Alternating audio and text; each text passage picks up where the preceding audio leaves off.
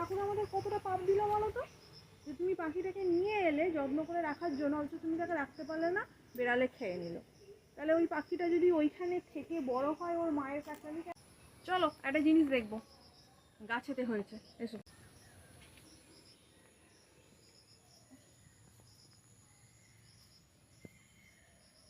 ওহো, এটা একটা ছোট্ট ডুমুর গাছ, যে ডুমুর গাছের পাতার মধ্যে টুনটুনি পাখি বাসা করেছে।